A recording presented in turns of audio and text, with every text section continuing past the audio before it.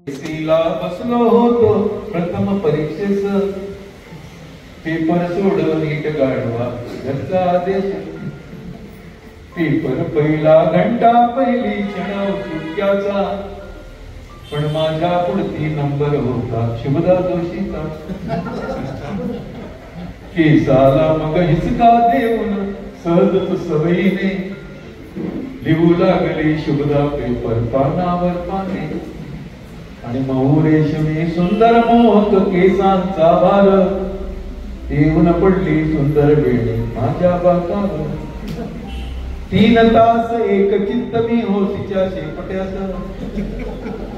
3 तास एक चित्त मी हो तिच्या शेपट्यात. आणि एकही ओळ लिहिली नाही पुऱ्या पेपरात.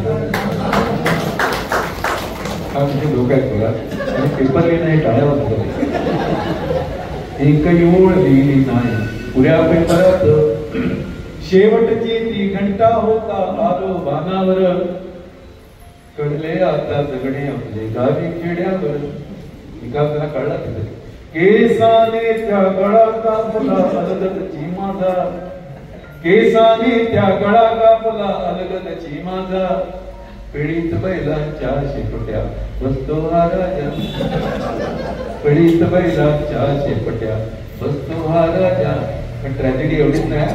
शेतकरी झाले ही ट्रॅजेडी झाली. सगळ्याला नावडती गोष्ट कुठली झाली आयुष्यात.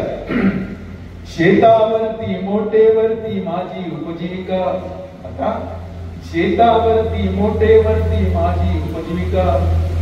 शिक्षणास पारका आजही शुभदा प्राध्यापिका. तिकडे प्राध्यापिका झाली हे राहिले शेतालीकडे. तेव्हा मला हल्ली कधी एखादी प्रेरणा देत असते की कार्यक्रम करायचा म्हणजे लोकांवर जे प्रेम करतो आपण ना ते प्रेम त्याच्या सगळ्या बोलण्यात लक्षात येतं. काय म्हणायचं ते की इतकं ऐकवलं तुम्ही मला. इतकं ऐकवलं तुम्ही मला. माणूस केलं तुम्ही मला लोकांनी माणूस केलं असं ते म्हणायचे. मी जे सगळं लिहितो ते कोणासाठी लिहितो तुमच्यासाठी लिहितो आणि तुमच्यासाठी लिहितो म्हणून मी माणूस झालो असं त्यांचं माणूस. आणि एक त्याची खूप सुंदर गोष्ट आयुष्यभर मी विसरणार नाही. ते म्हणायचे की आपलं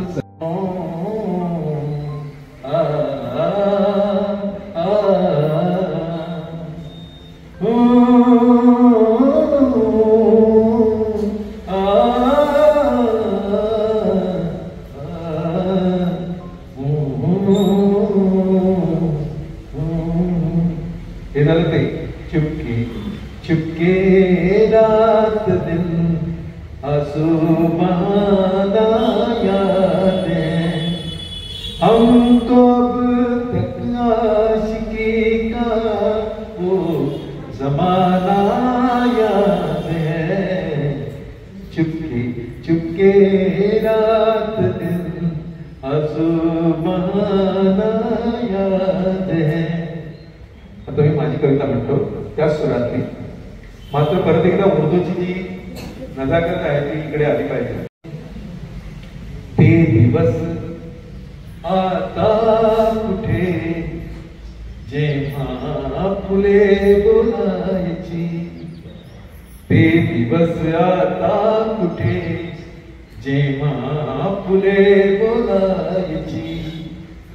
दूर ती गेली तरी सावली भेटायची. दूर ती गेली तरी सावली भेटायची.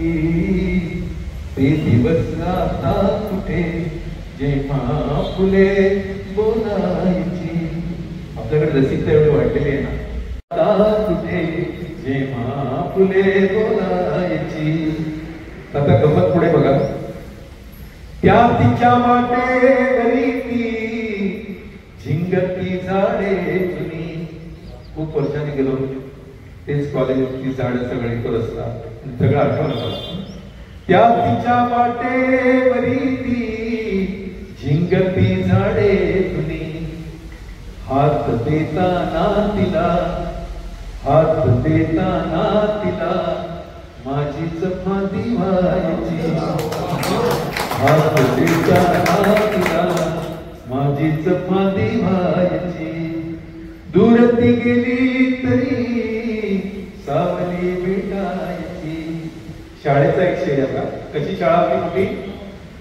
वर निळी कवले नभाची डोंगराची भिंत ती. आकाश म्हणजे कौलं, निळी कौलं म्हणजे आकाश. इतकी मोठी शाळा. वर निळी कवले नभाची डोंगराची भिंत ती. ते नदी काठी भटकणे, ते नदी काठी भटकणे हीच शाळा व्हायची. ते नदी काठी भटकणे हीच शाळा व्हायची. एक आजीच्या आठवणीचा शेर आहे बघा. आजीची सुरकुतल्या हाताने असं चहा देतात कधी कधी करतात ते आजी. तर मला जीर्ण पत्र बघितले ना, असे कागदात जीर्ण दिसली ना, तुम्हाला आजीच आठवते का तो सुरकुतलेला हात. तर मी काय म्हणतो, जीर्ण या पत्रातून मी झाडतो मधला असे. जीर्ण या पत्रातून मी चाळतो मधला असे. ती जशी हलक्या हाताने, ती जशी हलक्या हाताने हाकरी परतायची. ती जशी हलक्या हाताने भाकरी परतायची. ते दिवस आता कुठे जेव्हा फुले बोलायची. एक अंगणनाची गोष्ट आपल्या आयुष्यात तेव्हा नाही म्हणत नाही. असते तेव्हा आहे म्हणत नाही, नसते तेव्हा नाही म्हणत नाही. आई म्हणजे काय असते. रगड्याचा पाय असते, वासराची गाय असते, धरणीची ठाय असते. वासराची गाय असते, धरणीची ठाय असते, दुधावरची साय असते. आई असते जन्माची शिदोरी, जी सरतही नाही आणि उडतही नाही. जी सरतही नाही. मुलगा म्हणाला आईला दिव्याची वात जरा मोठी कर, मला वाचता येत नाही. वडील म्हणाले वात जरा कमी कर, मला झोप लागत नाही. वडील म्हणाले वात जरा कमी कर, मला झोप लागत नाही. रात्रभर बिचारी दिव्याची वात कमी जास्त करत राहिली. रात्रभर बिचारी दिव्याची वात कमी जास्त करत राहिली. आयुष्यभर दोघांमध्ये वातीसारखी जळत राहिली. आयुष्यभर दोघांमध्ये वातीसारखी जळत. आता आयुष्यात दुःख असतं, सुख असतं, कुरबुरी असतात, चटकटी असतात, पण त्यातून ही आनंदाचे क्षण वेचायचे आणि ते जमवून ठेवायचे आणि त्यातून आनंद घ्यायचा. ही एक वेगळीच कला असते. ती कला तुम्हाला आली पाहिजे. आणि त्याच्यामध्ये ते काय म्हणायचे की आपलं गाणं आपल्याला पटलं पाहिजे. आपलं गाणं आपण मनापासून म्हटलं पाहिजे. आपलं गाणं आपल्याला पटलं पाहिजे. आपलं गाणं आपण मनापासून म्हटलं पाहिजे. खांदीतून तसं पान फुटलं पाहिजे. खांदीतून तसं पान फुटलं पाहिजे. तेव्हा असं पान फुटण्याची पडण्याची गंमत अशी असायची. सरणावर कळले होते, मरणाने केली सुटका, जगण्याने छेडले होते. तर ही कविता अशी एरवी सुद्धा आपल्याला कळते.